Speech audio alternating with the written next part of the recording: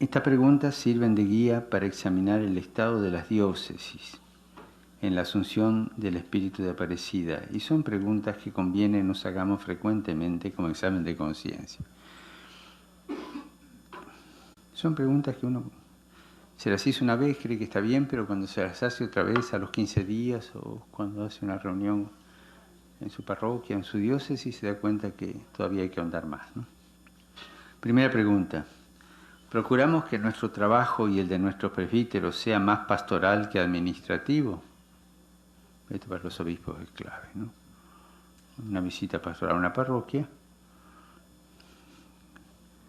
que el moderador de curia, el ecónomo haga la parte administrativa, pero vos, curas, ¿cómo te movés pastoralmente? ¿No? Y acentuar eso. ¿Quién es el principal beneficiario de la labor eclesial? ¿La Iglesia como organización o el pueblo de Dios en su totalidad? Segunda, ¿superamos la tentación de atender de manera reactiva los complejos problemas que surgen? ¿Creamos un hábito proactivo? ¿Promovemos espacios y ocasiones para manifestar la misericordia de Dios? Para mí esto es clave, ¿eh? Estoy convencido que este es el tiempo de la misericordia de Dios para su Iglesia. Marcaría como prioridad ese, no sé, es reducirlo, decirlo así, pero ese apostolado de la misericordia, la dimensión misericordiosa de la Santa Madre Iglesia, la maternalidad de la Iglesia que cura heridas, ¿no? que va ayudando. Este cambio de época, lo comentaba ayer con los obispos brasileños, está lleno de heridos. Gente que dejó la iglesia por la mitad, que se fue, que volvió, y cada uno puede pensar, bueno, vamos a hacer un curso, que esto, que aquello. Mirá, después de una batalla, lo primero que hay que hacer en un hospital de campaña es curar las heridas. Creo que hoy día la pastoral tiene que plantearse eso seriamente. La pastoral de la Madre Iglesia. Curar tantas heridas de gente que se fue, que se quedó a medio camino, que se confundió, que se desilusionó, que es pastoral de la misericordia, ¿no? No en vano Juan Pablo II tuvo una visión, un olfato de que la cosa podía ir por aquí. Hay una intuición muy grande en Juan Pablo. Bueno, lo marco. ¿Promovemos espacios y ocasiones para manifestar la misericordia de Dios? ¿Somos conscientes de la responsabilidad de replantear las actitudes pastorales y el funcionamiento de las estructuras eclesiales buscando el bien de los fieles y de la sociedad? Tercera, en la práctica, ¿hacemos partícipes de la misión a los fieles laicos? ¿Ofrecemos la palabra de Dios y los sacramentos con la clara conciencia y convicción de que el Espíritu se manifiesta en ellos? Cuarta, ¿es un criterio habitual el discernimiento pastoral, sirviéndonos, en el buen sentido de la palabra, de los consejos diocesanos? Consejos diocesanos. Esta palabrita tiene que ser más usada. Estos consejos y los parroquiales de pastoral y asuntos económicos son espacios reales para la participación laical en la consulta, organización y planificación pastoral. El buen funcionamiento de los consejos es determinante. Diocesanos, sectoriales, parroquiales. Y creo, no se ofendan, pero lo digo de corazón, creo que estamos muy atrasados en esto. Buenos Aires, recuerdo de las parroquias, menos de la mitad tenían los consejos. Mover a los curas para que entren en esta dinámica cuesta mucho. Quinta, los pastores, obispos y presbíteros tenemos conciencia y convicción de la misión de los fieles y le damos la libertad para que vayan discerniendo, conforme a su proceso de discípulos, la misión que el Señor les confía. los apoyamos y acompañamos, superando cualquier tentación de manipulación o sometimiento indebido. Estamos siempre abiertos para dejarnos interpelar en la búsqueda del bien de la Iglesia y su misión en el mundo. Abierto a la interpelación, ¿no? Sexto, los agentes de pastoral y los fieles en general se sienten parte de la Iglesia, se identifican con ella y la acercan a los bautizados y distantes y alejados. Como se puede apreciar, aquí están en juego actitudes en esta pregunta, ¿no? La conversión pastoral atañe principalmente a las actitudes y a una reforma de vida. Un cambio de actitudes necesariamente es dinámico, entra en proceso. Y solo se lo puede contener acompañándolo y discerniendo. El proceso de cambio de actitudes necesita del obispo acompañamiento y discernimiento. Es importante tener siempre presente que la brújula para no perderse en este camino es la de la identidad católica concebida como pertenencia eclesial. Esa es la brújula, lo católico como pertenencia eclesial. Esta era la primera parte de renovación interna de la Iglesia, que, acuérdense, discipulado, pertenencia eclesial. ¿Cuáles son los desafíos? Primero, desafío, renovación interna de la Iglesia. Segundo desafío, pero no lo pongo en orden, son dos desafíos. Diálogo con el mundo actual, los dos tienen que darse contemporáneamente. Hace bien recordar las palabras del Vaticano II, los gozos y las esperanzas, las tristezas y las angustias de los hombres de nuestro tiempo, sobre todo de los pobres y de cuantos sufren, son a la vez gozos y esperanzas, tristezas y angustias de los discípulos de Cristo. Aquí reside el fundamento del diálogo con el mundo actual. La respuesta a las preguntas existenciales del hombre de hoy, especialmente de las nuevas generaciones, atendiendo a su lenguaje, entraña un cambio fecundo que hay que recorrer con la ayuda del Evangelio, del Magisterio y de la doctrina social de la Iglesia. Los escenarios y areópagos son de lo más variados. Por ejemplo, en una misma ciudad, la megápolis, ¿no?, existen varios imaginarios colectivos que conforman diversas ciudades imaginarias. Las tribus urbanas, por ejemplo, un fenómeno. Es decir, bueno, yo no voy a hacer todo un movimiento diocesano para atender las tribus urbanas, pero las tribus urbanas son un fenómeno de la variedad, representan algo mucho más profundo, una variedad, una manera nueva, distinta de organizarse de las megápolis, ¿no? Es un desafío enorme ese.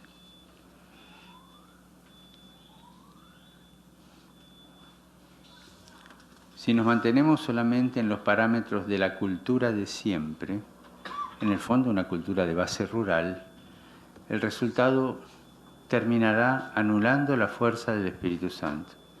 Dios está en todas partes. Hay que saber descubrirlo para poder anunciarlo en el idioma de esa cultura. Y cada realidad, cada idioma tiene un ritmo diverso. Esto es un desafío de este cambio de época, ¿no? Después supongo que se reordenará de nuevo, pero a nosotros nos toca vivir y evangelizar en este cambio de época.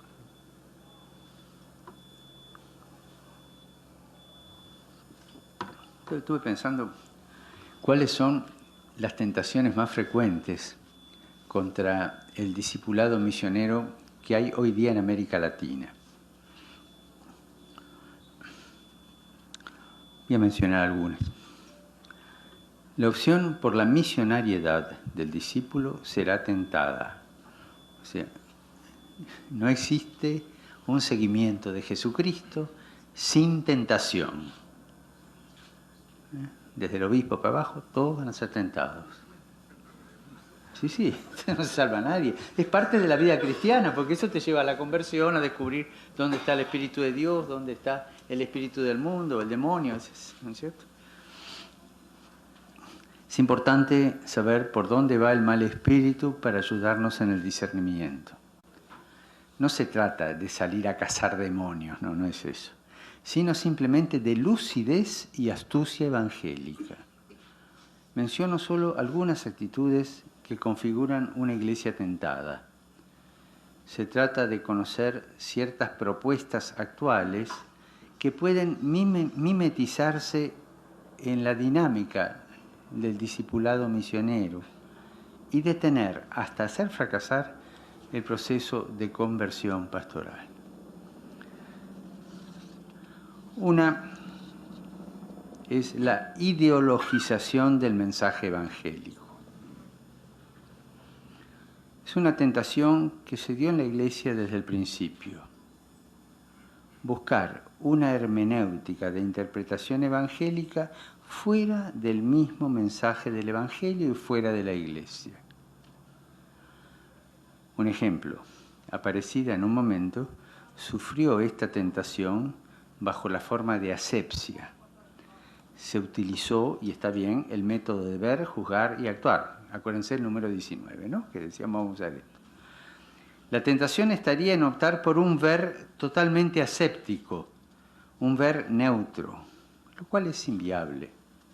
Siempre el ver está afectado por la mirada. No existe una hermenéutica aséptica. La pregunta era, me estoy refiriendo a la tentación que hubo un momento en Aparecida. La pregunta era entonces, ¿con qué mirada vamos a ver la realidad para seguir este método de ver, juzgar y hablar? Aparecida respondió con la mirada de discípulo. Y así se entienden el porqué de los números 20 al 32, antes de empezar a hacer el análisis de la realidad. Era como un colirio, o sea, una purificación de la mirada de discípulo. Entonces, nuestra hermenéutica es discipular. Hay otras maneras de ideologización del mensaje. Actualmente aparecen en Latinoamérica y el Caribe propuestas de esta índole. Entonces, sigo con esta tentación de la ideologización y menciono algunas ideologizaciones que aparecen, las que veo yo, capaz que hay más, seguro que hay más y que ustedes pueden ampliar este catálogo. Primero, el reduccionismo socializante. Es la ideologización más fácil de descubrir. Enseguida se pesca. En algunos momentos fue muy fuerte. Se trata de una pretensión interpretativa en base a una hermenéutica según las ciencias sociales. Abarca los campos más variados, desde el liberalismo de mercado hasta la categorización marxista. Hubo épocas donde estuvo más de moda uno, más de moda otro, ¿no es cierto? Interpretaciones de tipo socializante. Otra ideologización es la ideologización psicológica. Se trata de una hermenéutica elitista que en definitiva reduce el encuentro con Jesucristo y su ulterior desarrollo a una dinámica de autoconocimiento. Suele darse principalmente en cursos de espiritualidad, retiros espirituales. Termina por resultar una postura inmanente y autorreferencial. No sabe de trascendencia y por tanto no sabe de misionariedad.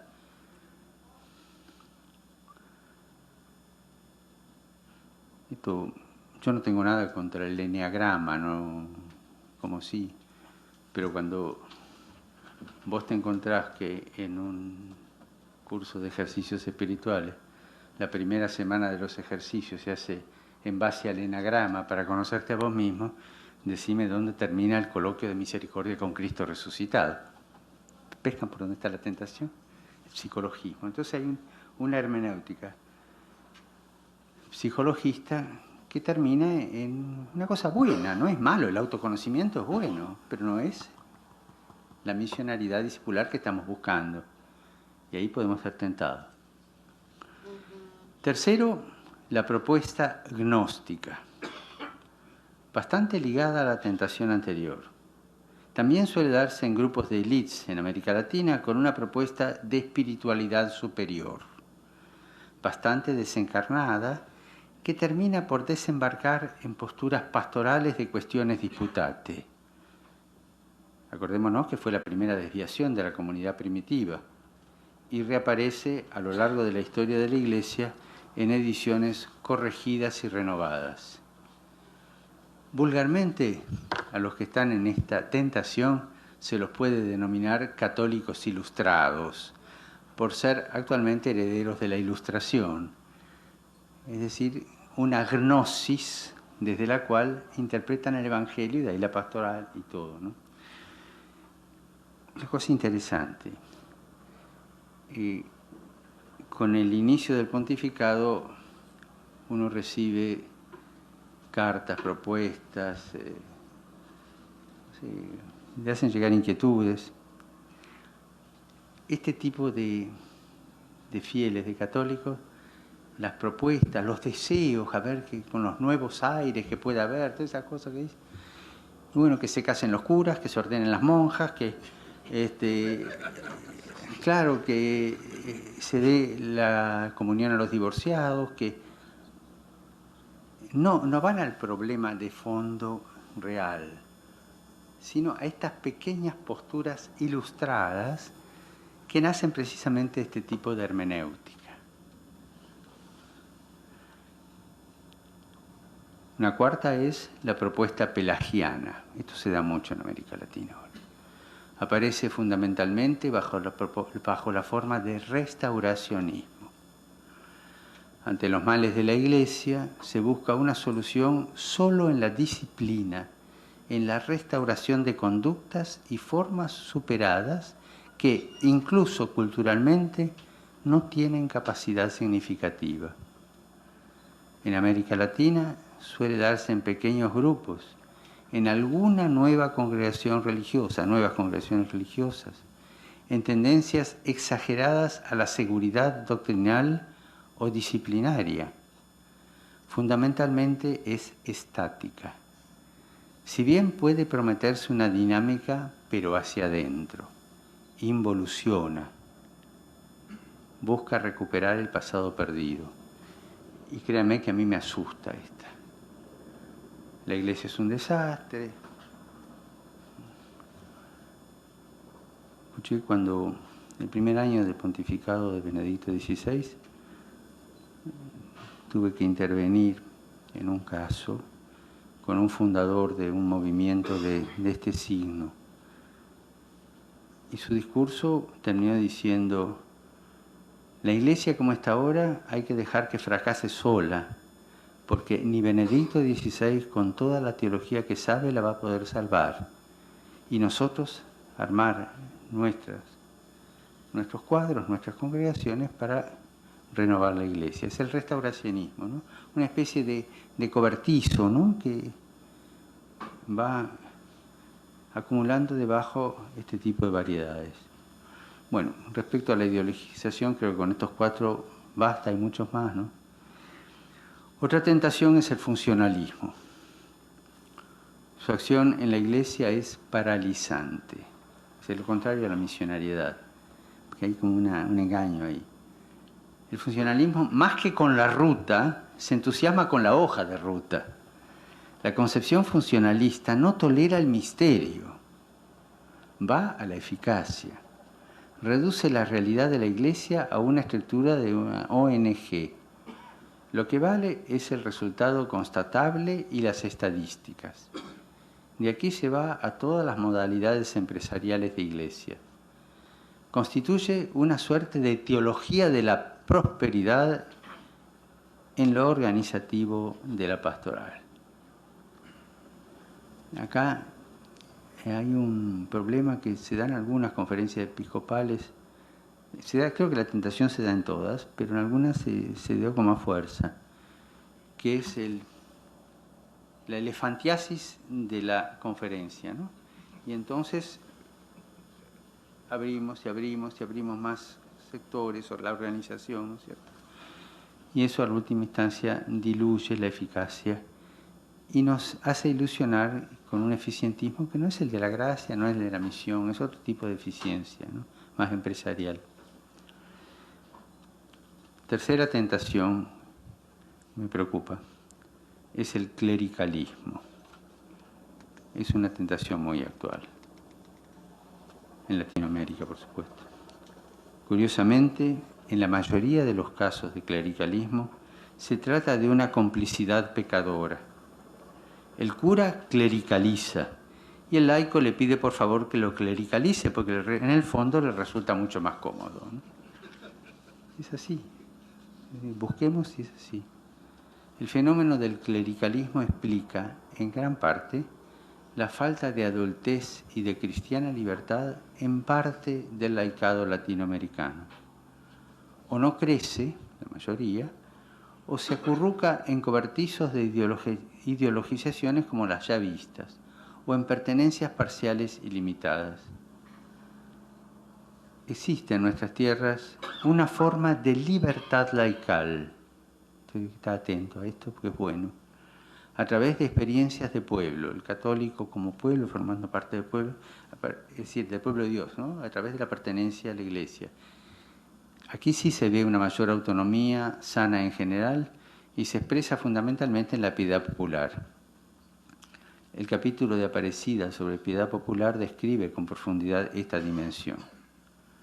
La propuesta de los grupos bíblicos, de las comunidades eclesiales de base, de los consejos pastorales, va en la línea de superación del clericalismo y de un crecimiento de la responsabilidad laical.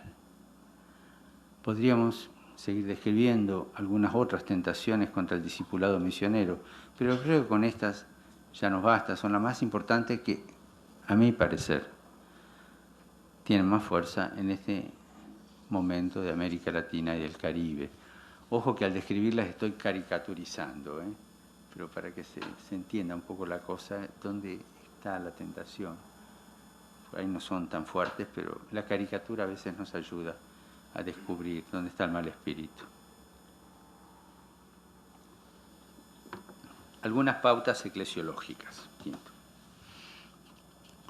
El discipulado misionero que Aparecida propuso a las iglesias de América Latina y el Caribe es el camino que Dios quiere para este hoy. Toda proyección utópica hacia el futuro o restauracionista hacia el pasado no es del buen espíritu. Dios es real y se manifiesta en el hoy. Hacia el pasado, su presencia se nos da como memoria de la gesta de salvación, sea en su pueblo, sea en cada uno de nosotros. Hacia el futuro se nos da como promesa y esperanza. En el pasado Dios estuvo y dejó su huella. La memoria nos ayuda a encontrarlo. En el futuro solo es promesa y no está en los 1001 futuribles. El hoy es lo más parecido a la eternidad. Más aún, el hoy es la chispa de eternidad. En el hoy se juega la vida eterna. El discipulado misionero es vocación, llamado e invitación. Se da en un hoy, pero en tensión. No existe el discipulado misionero estático. El discípulo misionero no puede poseerse a sí mismo. Su inmanencia está en tensión hacia la trascendencia del discipulado y hacia la trascendencia de la misión. No admite la autorreferencialidad. O se refiere a Jesucristo o se refiere al pueblo al que debe anunciar. Sujeto, el discípulo misionero es un sujeto que se trasciende. Sujeto proyectado hacia un encuentro. El encuentro con el maestro que lo unge discípulo y el encuentro con los hombres que esperan el anuncio. Por eso me gusta decir que la posición del discípulo misionero no es una posición de centro, sino de periferias. Vive tensionado hacia las periferias, incluso las de la eternidad en el encuentro con Jesucristo. En el anuncio evangélico, hablar de periferias existenciales descentra y habitualmente tenemos miedo a salir del centro. El discípulo misionero es un descentrado. El centro es Jesucristo que convoca y envía. El discípulo es enviado a periferias existenciales.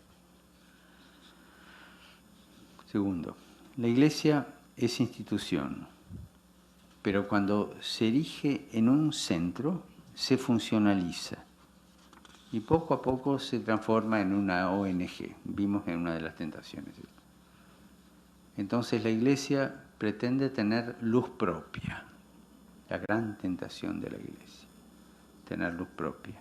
Y deja de ser ese mysterium lune del que nos hablaban los santos padres, misterio de la luna. Se vuelve cada vez más autorreferencial y se debilita su necesidad de ser misionera. De institución, fundada por Jesucristo, se transforma en obra. Deja de ser esposa para terminar siendo administradora. De servidora se transforma en controladora. Aparecida quiere una iglesia esposa, madre, servidora, facilitadora de la fe y no tanto controladora de la fe. Tercero, en Aparecida se dan de manera relevante dos categorías pastorales que surgen de la misma originalidad del Evangelio y también pueden servirnos de pauta para evaluar el mundo como vivimos eclesialmente, para evaluar el modo como vivimos eclesialmente el discipulado misionero. Las dos categorías son la cercanía y el encuentro. Ninguna de las dos es nueva, sino que conforman la manera como Dios se reveló en la historia. Es el Dios cercano a su pueblo, cercanía que llega al máximo al encarnarse. Es el Dios que sale al encuentro de su pueblo. Existen en América Latina y el Caribe pastorales lejanas, pastorales disciplinarias que privilegian los principios, las conductas, los procedimientos organizativos, por supuesto sin cercanía, sin ternura, sin caricia. Se ignora la revolución de la ternura que provocó la encarnación del Verbo. Hay pastorales planteadas con tal dosis de distancia que son incapaces de lograr el encuentro. Encuentro con Jesucristo, encuentro con los hermanos. Este tipo de pastorales, a lo más, pueden prometer una dimensión de proselitismo, pero nunca llegan a lograr ni inserción eclesial ni pertenencia eclesial. La cercanía crea comunión y pertenencia, da lugar al encuentro. La cercanía toma forma de diálogo y crea una cultura del encuentro. Una piedra de toque para calibrar la cercanía y la capacidad de encuentro de una pastoral es la homilía. ¿Qué tal son nuestras homilías? La pregunta que nos tenemos que hacer nosotros y que se la tienen que hacer los curas y los diáconos. ¿Nos acercan al ejemplo de nuestro Señor que hablaba como quien tiene autoridad? ¿O son meramente preceptivas, lejanas, abstractas? Pero para mí está la piedra de toque sobre la cercanía y el encuentro. Cómo uno tiene la homilía, ¿no? Y no nos olvidemos lo que es la teología de la homilía, ¿no es cierto? Esa ex opere operantis a través de la Iglesia. O sea, no es ni un ex opere operato como la tesis luterana, ni es un ex opere operantis meramente como el agua bendita.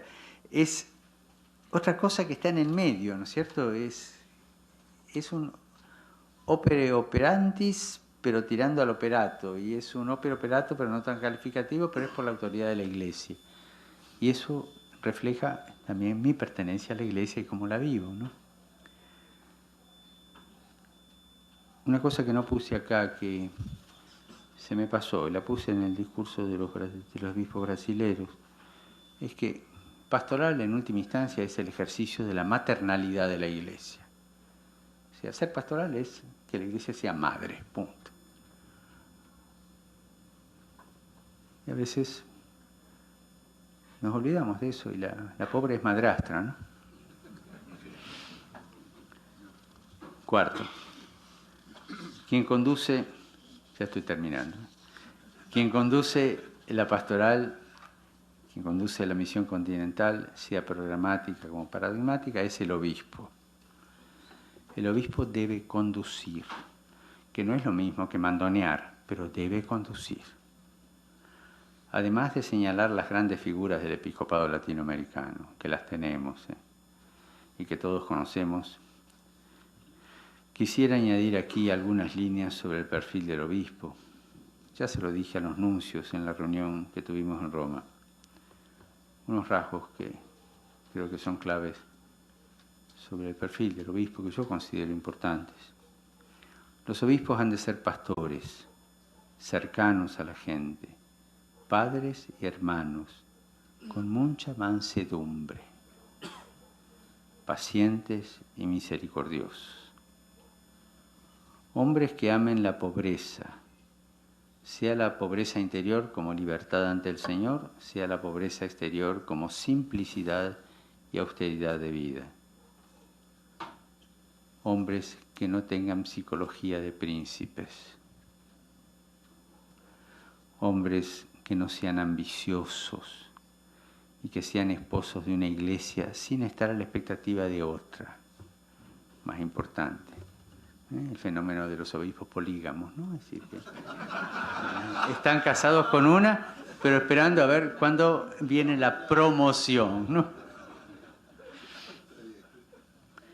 Hombres capaces de estar velando sobre el rebaño que les ha sido confiado y cuidando todo aquello que lo mantiene unido. Vigilar sobre su pueblo con atención sobre eventuales peligros que lo amenacen, pero sobre todo para cuidar la esperanza de su pueblo. El obispo tiene que cuidar la esperanza de su pueblo, que haya sol y luz en los corazones.